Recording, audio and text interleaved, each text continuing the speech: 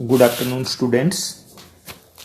बच्चों, पिछली वीडियो में हमने आपको अंतर्राष्ट्रीय संगठन के विषय में बताया कि जो अंतर्राष्ट्रीय संगठन हैं उनकी स्थापना क्यों की जाती है, उनकी क्यों ज़रूरत होती है हमें, उनकी स्थापना के पीछे क्या उद्देश्य हैं, और हमने साथ ही साथ आपको संयुक्त राष्ट्र संघ के बारे में भी बताया था कि संयुक्त राष्ट्र संघ की स्थापना क्यों की गई, जिसमें हमने बताया था कि भाई जो प्रथम विश्व युद्ध था वो 1914 से लेकर के 1919 तक चला, जिसमें काफ़ी विध्वंस हुआ, काफ़ी संख्या में लोग मारे गए और अनेक देशों में भारी तबाही हुई।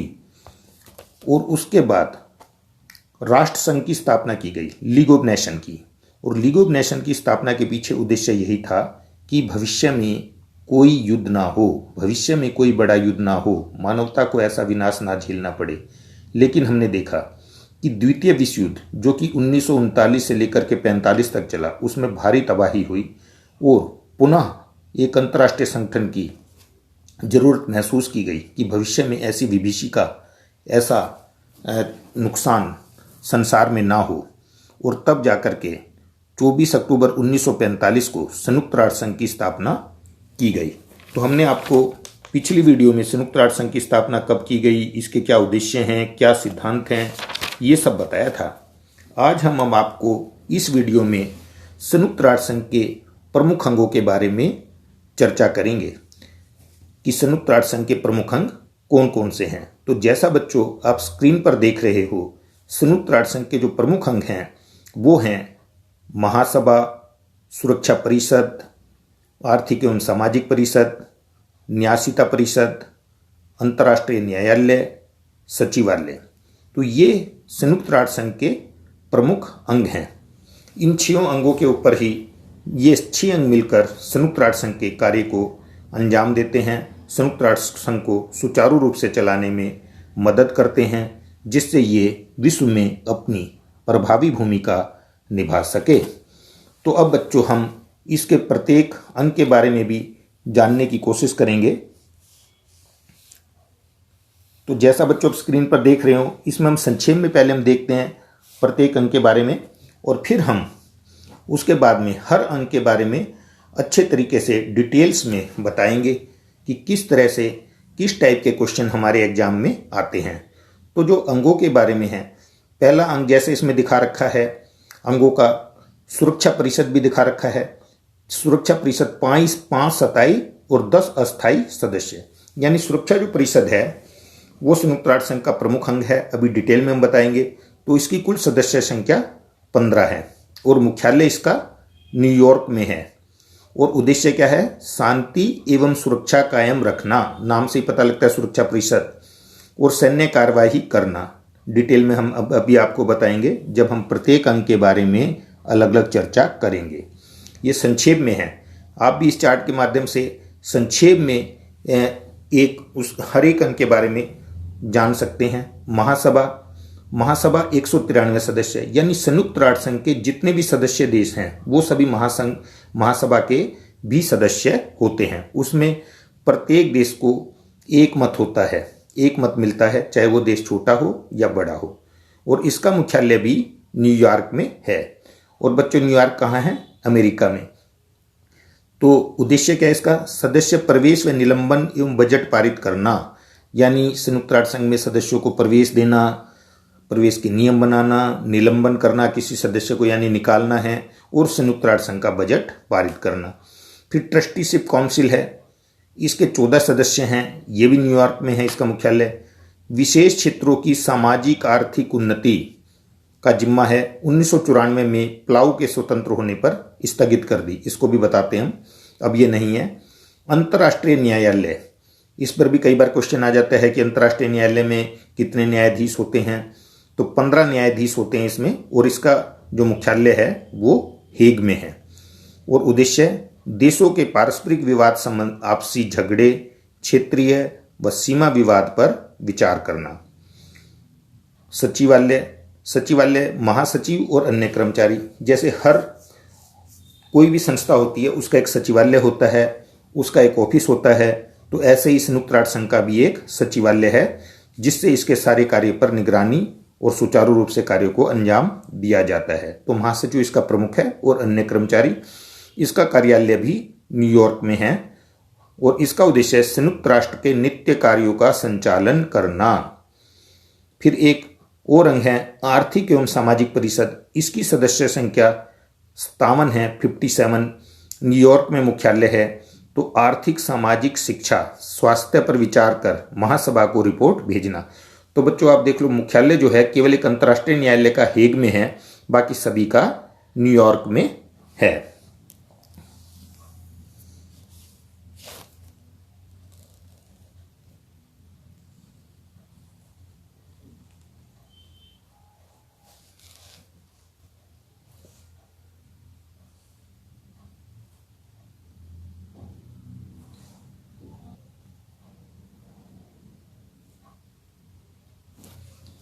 अब बच्चों हम प्रत्येक अंग के बारे में विस्तार से जानेंगे, क्योंकि हमारे सिलेबस में विशेष रूप से लिखा हुआ है कि संयुक्त राष्ट्र संघ, उसके प्रमुख अंग और उसकी एजेंसियां। तो हम प्रत्येक अंग के बारे में अब विस्तार से जानेंगे। तो जैसा आप देख रहे हो कि संयुक्त राष्ट्र संघ के प्रमुख अंगों में सबसे पहला अंग दिखा रखा है महासभा। यानी संयुक्त राष्ट्र संघ के 6 मुख्य अंग हैं, जिनमें से महासभा सबसे प्रमुख है। महासभा क्या है, जिसे इंग्लिश में हम जनरल असेंबली भी कहते हैं। महासभा संयुक्त राष्ट्र संघ का सर्वोच्च अंग है और सभी 193 सदस्य, इसमें जो 192 लिखा है बच्चों ये गलत है, ये पहले का है, तो ये है 193। तो सभी 193 सदस्य राष्ट्रों के प्रतिनिधि इसमें शामिल होते हैं। सभी सदस्यों को एक समान मतदान करने का अधिकार होता है। यानी सभी को बराबर मतदान करने का अधिकार है, चाहे वो बिल्कुल छोटा देश हो, चाहे उसका क्षेत्रफल कितना भी छोटा हो, और चाहे कितना भी बड़ा देश हो, चाहे उसका क्षेत्रफल कितना भी बड़ा हो, कितना भी पावरफुल हो, लेकिन मत जहाँ तक बात है सबका एक है। सब एक वोट दे सकते हैं। महत्वपूर्ण निर्णयों के लिए 2/3 और बाकी में सामान्य बहुमत की जरूरत होती है। तो जो महासभा के जो महत्वपूर्ण निर्णय होते हैं उसमें 2/3 बहुमत की जरूरत होती है, यानी 2/3 सदस्य उसके फेवर में हों, और सामान्य में जो है बाकी में सामान्य बहुमत यानी 50% + 1। परंतु महासभा के निर्णय सभी सदस्यों पर बाध्यकारी नहीं होते हैं। देखो ये बहुत बड़ी बात है, यानी बाउंड नहीं है सभी सदस्य इसके निर्णयों से। वर्ष में प्राय एक बार महासभा का अधिवेशन होता है, तो एक बार अधिवेशन भी होना जरूरी है। वर्ष में एक बार अधिवेशन होता है। इन पे भी कई बार हमारे छोटे छोटे प्रश्न आ जाते हैं कि भाई महासभा में कितने सदस्य होते हैं। तो हम लिखेंगे कि इस समय 193 सदस्य हैं, प्रत्येक देश इसका एक सदस्य होता है, और अधिवेशन जो है कितनी बार होना जरूरी है, एक बार जरूरी है। तो इसके जो प्रमुख कार्य अब हम लेंगे, इसके प्रमुख कार्य कौन कौन से हैं। तो प्रमुख कार्य पहला है, महासभा का सबसे महत्वपूर्ण कार्य संयुक्त राष्ट्र संघ के चार्टर के अनुसार सारे विषयों पर विचार करना तथा उसके आधार पर सिफारिश करना। यानी संयुक्त राष्ट्र संघ की जो स्थापना हुई है, जो उसका चार्टर है, उसमें जितने भी विषय हैं, तो उन विषयों पर विचार करना और उसके आधार पर ही जो चार्टर में नियम है उसी के आधार पर ये सिफारिश करती है। दूसरा है, यह एक राज्यों को संयुक्त राष्ट्र संघ का सदस्य बनाए जाने का निर्णय करती है और किसी पुराने सदस्य की सदस्यता समाप्त करने का निर्णय ले सकती है। तो एक की जगह भी ये नए है, यह नए राज्यों को संयुक्त राष्ट्र संघ का सदस्य बनाए जाने का निर्णय करती है और किसी पुराने सदस्य की सदस्यता समाप्त करने का निर्णय ले सकती है। यानी कोई भी अगर नया देश है, कोई नया देश विश्व पटल पर बनता है, तो उसे संयुक्त राष्ट्र संघ की सदस्यता दी जाए या नहीं दी जाए, तो उसका निर्णय महासभा ही करती है। और अगर कोई पुराना देश है, वो संयुक्त राष्ट्र संघ के नियमों का पालन नहीं करता या किसी भी वजह से लगता है महासभा को कि इसकी सदस्यता समाप्त की जाए, तो इसका डिसीजन भी जो संयुक्त राष्ट्र संघ का जो अंग है महासभा, उसी को लेना होता है। नंबर 3, यह संयुक्त राष्ट्र का बजट पारित करने के साथ साथ इसके अन्य अंगों पर नियंत्रण रखती है। यानी जैसा हम जानते हैं कि किसी भी संस्था को चलाने के लिए पैसे की जरूरत होती है, तो संयुक्त राष्ट्र संघ को अनेक कार्य करने पड़ते हैं। तो उन अनेक कार्यों को करने के लिए उसे पैसे की भी जरूरत होती है, तो उसका बजट पारित करना यह महासभा का ही कार्य है कि वो उस संयुक्त राष्ट्र संघ का बजट पारित करती है और उसके बाकी के जितने 5 अंग हैं, जैसा हमने 6 अंग बताए थे, उस पर नियंत्रण भी रखती है। चौथा है, यह सुरक्षा परिषद समेत अन्य अंगों के लिए सदस्यों का चुनाव करती है तथा सहयोग बढ़ाने के लिए सुझाव दे सकती है। तो सुरक्षा परिषद समेत जो अन्य अंग हैं, यानी सुरक्षा परिषद के अलावा जैसे हमने बताया था आर्थिक और सामाजिक परिषद है, न्यायिता परिषद है, अंतर्राष्ट्रीय न्यायालय है, सचिवालय है, तो उनके सदस्यों का चुनाव ये करती है और सहयोग बढ़ाने के लिए सुझाव दे सकती है कि जिससे कि आपस में जितने भी इसके अंग हैं उनमें सहयोग रहे, कोऑर्डिनेशन रहे और जिससे संयुक्त राष्ट्र संघ का कार्य सुचारू रूप से चलता रहे।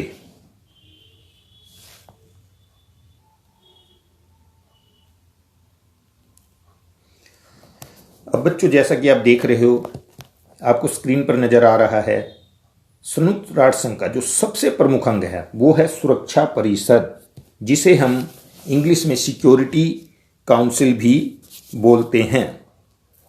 तो सुरक्षा परिषद का जहां तक सवाल है, यह संयुक्त राष्ट्र संघ की कार्यपालिका के समान है। यानी जैसे हमारी संसद में कार्यपालिका का सबसे प्रमुख स्थान होता है, वो कोई भी नियम बनाती है और बनवाती है, नियमों को लागू करती है, उसी तरह से जैसे कार्यपालिका की भूमिका संसद में है, तो संयुक्त राष्ट्र संघ की एक तरह से ये कार्यपालिका है और उसके समान है। इसके कुल सदस्यों की संख्या 15 होती है और इसमें 5 सदस्य जो हैं वो स्थायी होते हैं, परमानेंट होते हैं, और 10 अस्थायी सदस्य होते हैं। यह प्रश्न कई बार आता है कि सुरक्षा परिषद में कुल कितने सदस्य होते हैं, तो आप लिखोगे सुरक्षा परिषद में कुल सदस्य संख्या 15 होती है और कितने स्थायी सदस्य होते हैं, 5, और 10 अस्थायी सदस्य होते हैं। 5 स्थायी सदस्य हैं चीन, फ्रांस, रूस, इंग्लैंड और अमेरिका। इस पर बच्चों बहुत बार प्रश्न आ जाता है, इस पर हम बिल्कुल ध्यान रखेंगे कि 5 स्थायी सदस्य कौन कौन से हैं, ये हमें हर हालत में मालूम होना चाहिए और इनकी विशेष भूमिका है सुरक्षा परिषद में। और ये 5 स्थायी सदस्य वो हैं जिनका द्वितीय विश्व युद्ध में जो देश विजेता रहे थे वो सुरक्षा परिषद के स्थायी सदस्य बने। तो चीन, फ्रांस, रूस, इंग्लैंड और अमेरिका, ये इसके 5 स्थायी सदस्य हैं। अन्य 10 अस्थायी सदस्यों का चुनाव महासभा द्वारा 2 वर्षों के लिए किया जाता है। देखो, बाकी के जो 10 अस्थायी सदस्य हैं वो 2 वर्षों के लिए चुने जाते हैं और स्थायी सदस्य परमानेंट। स्थायी सदस्यों में से प्रत्येक को किसी भी प्रस्ताव पर निषेधाधिकार, वीटो करने की शक्ति प्राप्त होती है। वीटो के बारे में हम अलग से अभी आपको बताएंगे। यह विश्व में शांति स्थापित करने के लिए उत्तरदायी है और शांति को खतरे में डालने वाली शक्तियों का मुकाबला करने संबंधी प्रस्तावों पर विचार विमर्श करने का इसे अधिकार है। तो संसार में, विश्व में शांति स्थापित करने का जो मुख्य जिम्मा है वो संयुक्त राष्ट्र संघ के इसी अंग सुरक्षा परिषद पर है कि संसार में शांति बनी रहे। शांति के मार्ग में अगर कोई शक्तियां खतरा उत्पन्न करती हैं तो उस खतरे को दूर किया जाए, उसका मुकाबला किया जाए। इसके निर्णय सभी सदस्य राष्ट्रों के लिए बाध्यकारी हैं। अब देखो, इसके निर्णय सभी सदस्य राष्ट्रों के लिए बाध्यकारी हैं, जबकि हमने बताया था कि जो महासभा के जो डिसीजन है वो सबके लिए बाध्यकारी नहीं है। यह महासभा के साथ मिलकर अंतर्राष्ट्रीय न्यायालय के जजों की नियुक्ति भी करती है। यानी जैसे हमने बताया था कि जो महासभा है वो अन्य अंगों के सदस्यों का चुनाव करती है, तो सुरक्षा परिषद जो अंतर्राष्ट्रीय न्यायालय के जज हैं जिनकी संख्या 15 है, महासभा के साथ मिलकर उनको भी नियुक्त करती है। अब जो एक इतना महत्वपूर्ण अंग है तो इसके क्या कार्य हैं, तो सुरक्षा परिषद के जहां तक कार्यों की बात है तो जो पहला इसका कार्य है, अंतर्राष्ट्रीय शांति व सुरक्षा बनाए रखने का प्राथमिक दायित्व सुरक्षा परिषद का है। यानी संसार के अंदर शांति और सुरक्षा बनी रहे, जिससे सभी देश अपना सर्वांगीण विकास कर सकें, आपस में मिलजुल के रह सकें। वो तभी रह सकते हैं जब संसार में शांति और सुरक्षा हो, तो उसको बनाए रखने की पहली जिम्मेवारी सुरक्षा परिषद की है। सुरक्षा परिषद ऐसा माहौल तैयार करती है कि अंतर्राष्ट्रीय जगत में शांति और सुरक्षा बनी रहे। तो शांति व सुरक्षा बनाए रखने का पहला दायित्व इसका है। दूसरा, विवादों के शांतिपूर्ण निपटारे के लिए सुरक्षा परिषद अनेक कदम उठा सकती है। जिन देशों के बीच विवाद है उन्हें सुरक्षा परिषद मध्यस्थता, पंच निर्णय और न्यायिक निपटारे का परामर्श दे सकती है। हम जानते हैं, चाहे घर हो चाहे हम परिवार में भी देखते हैं, अपने मोहल्ले में भी देखते हैं, चाहे कुछ भी कारण हो, हम कितने भी अच्छी तरीके से रहें, लेकिन कभी ना कभी विवाद उत्पन्न हो ही जाते हैं। ऐसे विभिन्न देशों के बीच में भी विभिन्न मसलों पर विवाद उत्पन्न हो जाते हैं। तो ये विवाद ज़्यादा एक्सट्रीम ना हो, झगड़े की हद तक ना पहुँचे, युद्ध की स्थिति पर ना पहुँचे, तो सुरक्षा परिषद एक मध्यस्थ की भूमिका निभाती है। जिन देशों के बीच में विवाद हो तो सुरक्षा परिषद उनको निपटाने के लिए पंच निर्णय कर सकती है, यानी कुछ देशों को नियुक्त कर सकती है कि वो उनको सोल्व करने में मदद करें, न्यायिक तरीके से भी इसको सुलझाने में मदद कर सकती है, जैसा हम जानते हैं कि अंतर्राष्ट्रीय न्यायालय भी है। नंबर 3, यदि शांतिपूर्ण उपाय व्यावहारिक सिद्ध नहीं होते हैं तो सुरक्षा परिषद अन्य ऐसे कदम उठाएगी जिनमें सशस्त्र बल का उपयोग ना करना पड़े।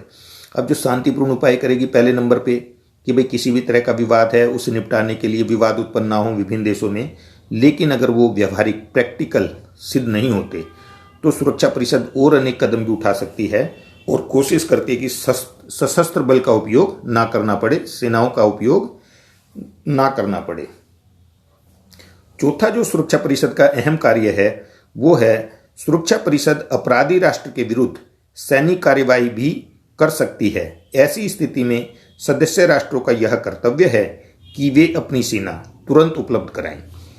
तो बच्चों, अगर कई बार दो राष्ट्रों के मध्य विवाद है या कोई राष्ट्र अननेसेसरी दूसरे राष्ट्र पर कब्जा करना चाहता है या उसने कब्जा कर लिया है, सुरक्षा परिषद पहले नंबर पे तो कोशिश करती है शांतिपूर्ण तरीके से वो विवाद सुलझ जाए। लेकिन अगर कोई राष्ट्र बिल्कुल अड़ियल रवैया अपना लेता है और उसके निर्णयों को बिल्कुल नहीं मानता तो सुरक्षा परिषद उस राष्ट्र के विरुद्ध सैनिक कार्रवाई भी कर सकती है। अनेक मामलों में सुरक्षा परिषद ने सैनिक कार्रवाई की है, जैसे इराक के विरुद्ध सैनिक कार्रवाई की थी। तो बहुमत से उसका निर्णय लिया जाता है और संयुक्त राष्ट्र संघ की अपनी कोई स्थायी सेना नहीं है। जो विभिन्न सदस्य देश हैं, जैसे इस समय 193 हैं, वे अपनी उन्हीं में से लेकर के वो एक सेना तैयार की जाती है जो कि उसकी विभिन्न सैनिक कार्रवाइयों में हिस्सा लेते हैं। तो इस तरीके से बच्चों हमने देखा कि सुरक्षा परिषद का जो है एक अहम रोल है और इसके जो कर्तव्य हैं, जो कार्य हैं, वो बहुत ही अहम हैं और सुरक्षा परिषद पर अधिकतर प्रश्न आ जाते हैं। इसको हमें अच्छे तरीके से ध्यान रखना है।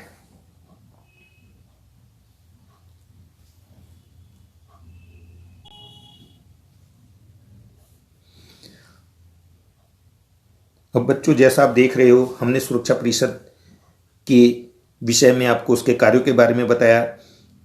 तो जैसा हमने बताया था कि जो सुरक्षा परिषद का सबसे बड़ा जो इसमें जो सदस्य हैं, जो हमने बताया कितने स्थायी सदस्य 5, तो जो 5 स्थायी सदस्यों की जो सबसे बड़ी ताकत है वो है वीटो की पावर, निषेधाधिकार। ये एक नकारात्मक शक्ति है। 5 स्थायी सदस्यों को वीटो पावर, निषेधाधिकार प्राप्त है। प्रक्रिया संबंधी विषयों, प्रोसीजरल मैटर्स पर कोई निर्णय तभी लिया जाएगा जब 15 में से 9 सदस्यों के सकारात्मक मत होंगे, यानी 5 स्थायी और 10 अस्थायी। पर अन्य महत्वपूर्ण मामलों में, जिनमें आर्थिक या सैनिक कार्रवाई शामिल है, किसी निर्णय के लिए 9 सदस्य के बहुमत की आवश्यकता होती है और उनमें 5 स्थायी सदस्यों के मतों का शामिल होना अनिवार्य है। इस प्रकार किसी भी एक स्थायी सदस्यों की वीटो सुरक्षा परिषद को पंगु बना सकती है। स्थायी सदस्य का नकारात्मक मत होने की स्थिति में सुरक्षा परिषद कोई सक्षम कार्रवाई नहीं कर सकेगी। इसलिए इस शक्ति को निषेधाधिकार कहा गया है। इस अधिकार की वजह से स्थायी सदस्य स्वयं अपने या अपने मित्र राष्ट्रों के विरुद्ध सुरक्षा परिषद को कोई कार्रवाई करने से रोक सकते हैं। तो बच्चों, जरा सामान्य लैंग्वेज में समझो। आ जाता है भाई वीटो क्या है, वीटो पावर क्या है। तो हम लिखेंगे कि वीटो पावर जो है एक नकारात्मक शक्ति है जो सुरक्षा परिषद के 5 स्थायी सदस्यों को प्राप्त है। जैसा हमने बताया, सुरक्षा परिषद के 5 स्थायी सदस्य हैं फ्रांस, चीन, रूस, इंग्लैंड और अमेरिका। तो इस नकारात्मक शक्ति का इस्तेमाल करके वो किसी भी प्रस्ताव को पारित होने से रोक सकते हैं। जैसा हमने बताया, किसी भी देश के विरुद्ध कोई सैनिक कार्रवाई करनी है, कोई भी कार्य करना है, सुरक्षा परिषद कोई भी डिसीजन लेती है, 5 स्थायी सदस्य और 10 अस्थायी सदस्य मिलकर लेते हैं। लेकिन ये वीटो पावर एक ऐसी शक्ति है कि सुरक्षा परिषद के जो 5 स्थायी सदस्य हैं उनमें से अगर एक भी सदस्य उसके खिलाफ मत डाल देता है, उस प्रस्ताव के खिलाफ मत डालता है, यानी उसे वीटो कर देता है, तो वो प्रस्ताव पारित नहीं हो सकता। जैसा कि आपको मालूम होना चाहिए, भारत ने पाकिस्तान के अनेक ऐसे संगठन थे जिनमें कई आतंकवादी थे, जो आतंकवादी भारत में आतंक और दहशत फैला रहे थे, तो उन पर रोक लगाने के लिए, उनको परमानेंट रोक लगाने के लिए सुरक्षा परिषद में भारत ने प्रस्ताव रखा, लेकिन चाइना ने पाकिस्तान का साथ देते हुए उस प्रस्ताव को वीटो कर दिया। तो उन आतंकी संगठनों पर, उन आतंकियों पर जो है रोक नहीं लग सकी। तो ये एक तरह से नकारात्मक शक्ति है, यानी इन सुरक्षा परिषद के 5 सदस्यों के पास ऐसी शक्ति है, वो किसी भी प्रस्ताव को अगर वो चाहें तो पारित होने से रोक सकते हैं। यानी एक भी सदस्य अगर उसके खिलाफ मत कर दे तो वो प्रस्ताव पारित नहीं हो सकता। इसे ही निषेधाधिकार या वीटो शक्ति कहा जाता है।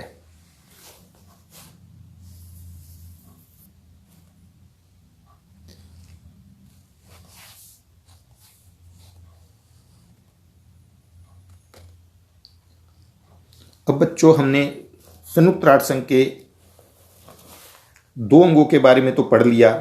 अब हम इसके अलावा जो संयुक्त राष्ट्र संघ के बाकी के जो 4 अंग और बचे हैं उनके बारे में जानकारी प्राप्त करेंगे। तो तीसरा अंग आर्थिक एवं सामाजिक परिषद, इकोनॉमिक एंड सोशल काउंसिल। तो ये क्या है? इस संगठन का काम है सभी सदस्य राष्ट्रों के साथ साथ समस्त संसार में लोगों के आर्थिक, सामाजिक, सांस्कृतिक, शैक्षणिक एवं स्वास्थ्य संबंधी विकास के कार्यों का निष्पादन करना। यानी देखो, इसका बहुत महत्वपूर्ण कार्य है जो आर्थिक और सामाजिक परिषद है। जितने भी सदस्य राष्ट्र हैं, यानी लगभग सभी देश इसके सदस्य हैं, तो उनके साथ संसार में लोगों के आर्थिक, यानी सभी को रोजगार मिले, आर्थिक हालत सबकी सही हो, कोई भूखा ना रहे, और सामाजिक, सभी सामाजिक दृष्टि से सही रहें, सांस्कृतिक, शैक्षणिक यानी सभी पढ़े लिखे हों, कहीं कोई अनपढ़ ना रह जाए, और स्वास्थ्य संबंधी कोई बीमारी ना फैले, कोई महामारी ना फैले, लोगों का स्वास्थ्य सही रहे, तो उसके कार्यों का निष्पादन करना है। यह परिषद ऐसे प्रयत्न करती है कि सभी देशों में लोगों को भरपेट भोजन एवं रहने को आवास मिले, यानी सभी को भरपेट भोजन मिले, कोई भूखा ना रहे, सभी के पास अपनी छत हो, अपना घर हो, उनका स्वास्थ्य अच्छा बने तथा शिक्षा का प्रसार हो। इसमें सभी भौगोलिक क्षेत्रों को प्रतिनिधित्व देते हुए इस समय 54 सदस्य हैं, यानी 54 सदस्य इसके हैं। सदस्य देशों का चुनाव महासभा द्वारा 3 वर्षों के लिए होता है। तो इसके सदस्यों का चुनाव जो है वो 3 वर्षों के लिए किया जाता है। अगला अंग है न्यासिता परिषद, ट्रस्टीशिप काउंसिल। तो ट्रस्टीशिप काउंसिल क्या है? इस परिषद का गठन कुछ विशेष क्षेत्रों की देखभाल करने के लिए किया गया था, जिन्हें दूसरे महायुद्ध के बाद संयुक्त राष्ट्र संघ की ट्रस्टीशिप में रखा गया था। न्यासी राज्यों का कर्तव्य था कि वे उन क्षेत्रों की सामाजिक आर्थिक उन्नति के लिए लोगों को योग्य बनाएं ताकि वे अपना प्रशासन खुद चला सकें। इस प्रणाली के अंतर्गत आने वाले अंतिम ट्रस्ट क्षेत्र प्लाऊ 1 नवंबर 1994 को आज़ाद हो गया। इसके बाद से न्यासिता परिषद को स्थगित कर दिया गया है। यानी ट्रस्टीशिप जो काउंसिल थी, जो न्यासिता परिषद थी, उसकी मुख्य भूमिका ये थी, यानी द्वितीय विश्व युद्ध के बाद जैसा हम जानते हैं अनेक देश स्वतंत्र हुए, और जो भी देश स्वतंत्र हुए उसमें कुछ देश ऐसे थे, यानी वो ऐसी स्थिति में थे, उनकी सामाजिक, आर्थिक, राजनीतिक और इकोनॉमिकल पोजीशन इतनी डाउन थी कि वो स्वयं अपना शासन तक चलाने में असमर्थ थे, यानी अपने पैरों पर पूरी तरह से खड़े नहीं थे। तो न्यासिता परिषद जो संयुक्त राष्ट्र संघ का अंग था, तो वो क्या करते थे, उन देशों को एक तरह से, जैसे कहते हैं ना गोद लेना, तो गोद लेने की तरह था कि एक समिति बना दी जाती थी कि जो उस देश का शासन कार्य देखती थी, उस देश की सामाजिक, आर्थिक, राजनीतिक विकास को देखती थी, उसका शासन कार्य चलाती थी, और जब देश वो सक्षम हो जाते थे तो उनको उनका शासन चलाने के लिए छोड़ दिया जाता था, जिससे कि वो स्वतंत्र रूप से कार्य कर सके। तो इस प्रणाली के अंतर्गत आने वाले जो हमने बताया अंतिम जो क्षेत्र था वो था पलाऊ, जो 1 नवंबर 1994 को आज़ाद हो गया। उसके बाद ऐसा कोई देश बचा ही नहीं कि जिसकी की देखभाल करने की जरूरत हो। तो इसके बाद से न्यासीता परिषद को स्थगित कर दिया गया। स्थगित करने का मतलब सस्पेंड करना, यानी अभी वो कार्य नहीं कर रही, क्योंकि ऐसा कुछ जरूरत है ही नहीं। पांचवां जो इसका अंग है वो है अंतर्राष्ट्रीय न्यायालय, इंटरनेशनल कोर्ट ऑफ जस्टिस। यह संयुक्त राष्ट्र संघ का न्यायिक अंग है जो सदस्य राष्ट्रों के आपसी झगड़ों, क्षेत्रीय विवादों तथा सीमा पर तनावों का निपटारा करता है। इसमें 15 न्यायाधीश होते हैं जिनका चुनाव 9 वर्षों के लिए महासभा तथा सुरक्षा परिषद दोनों में पूर्ण बहुमत के द्वारा होता है। इसका मुख्यालय हेग में है। बच्चों, हम जैसा जानते हैं कि घर में भी झगड़े होते हैं, हमारे परिवार में, मोहल्ले में, देश के अंदर, तो इसीलिए अदालतों की स्थापना की गई है। हमारे यहाँ भी डिस्ट्रिक्ट कोर्ट होती हैं, हाई कोर्ट हैं, सुप्रीम कोर्ट है। इसी तरीके से कई बार 2 या 2 से अधिक राष्ट्रों के बीच में भी आपस में बहुत विवाद उत्पन्न हो जाते हैं, जो कि सीमा को लेकर भी हो सकते हैं। भाई सीमा पर भी तनाव, जैसा आजकल भारत पाकिस्तान, भारत चाइना के बीच में चलता रहता है, और अन्य क्षेत्रीय विवाद उत्पन्न हो जाते हैं। तो विवादों के शांतिपूर्ण समाधान के लिए अंतर्राष्ट्रीय न्यायालय की स्थापना की गई है। यानी जब 2 राष्ट्रों के मध्य किसी भी तरह का कोई विवाद हो और वो आपसी बातचीत से ना सुलझे, तो अंतर्राष्ट्रीय न्यायालय में ले जाया जाता है और वहाँ उसका निपटारा किया जाता है। तो जैसा हमने बताया, इसमें 15 न्यायाधीश हैं और 9 वर्ष के लिए वो चुने जाते हैं। महासभा और सुरक्षा परिषद दोनों पूर्ण बहुमत से उन न्यायाधीशों को चुनते हैं।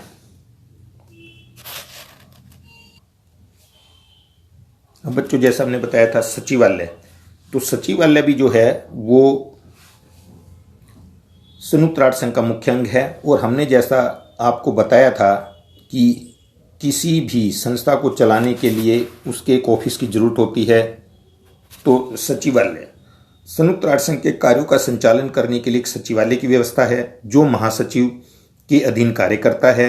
महासचिव संयुक्त राष्ट्र संघ का सर्वोच्च कार्यकर्ता होता है। इसकी नियुक्ति सुरक्षा परिषद की सलाह पर महासभा 5 वर्षों के लिए करती है।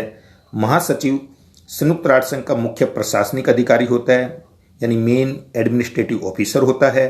वह महासभा, सुरक्षा परिषद, आर्थिक और सामाजिक परिषद और ट्रस्टीशिप काउंसिल की बैठकों में भाग लेता है। तो महासचिव जो है वो उसका सबसे प्रमुख अंग होता है सचिवालय का। और जो है, तो सचिवालय जो है इसका ये जो है 6ठा अंग है, और कार्यों को संपादन करने के लिए, विभिन्न एक्टिविटी को चलाने के लिए इसकी जरूरत होती है। और इस समय बच्चों जो संयुक्त राष्ट्र संघ के महासचिव हैं वो हैं एंटोनियो गुटेरस, जो कि पुर्तगाल से हैं और 2017 में वे चुने गए थे। अब लगातार वो कार्य कर रहे हैं। पिछली वीडियो में हमने आपको संयुक्त राष्ट्र संघ के महासचिव के 9 के 9 जो महासचिव है उनके बारे में बताया था, और आपके पास स्क्रीन पर भी पिछली वीडियो में वो है, उसमें से भी आप इसे अच्छी तरीके से देख सकते हो।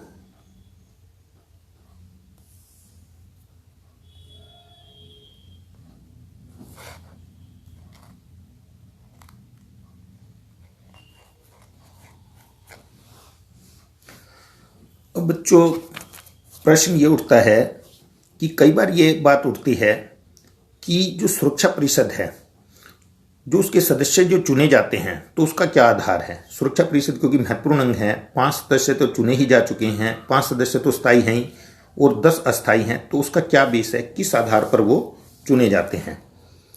तो सुरक्षा परिषद की स्थायी और अस्थायी सदस्यता के लिए कुछ मापदंड हैं, वो इस प्रकार से हैं। यानी बड़ी आर्थिक स्थिति होनी चाहिए। सुरक्षा परिषद की स्थायी और अस्थायी सदस्यता के लिए सुझाया गया पहला मापदंड है उस देश की आर्थिक स्थिति मजबूत होनी चाहिए, उसका संयुक्त राष्ट्र संघ के कोष में सर्वाधिक योगदान होना चाहिए।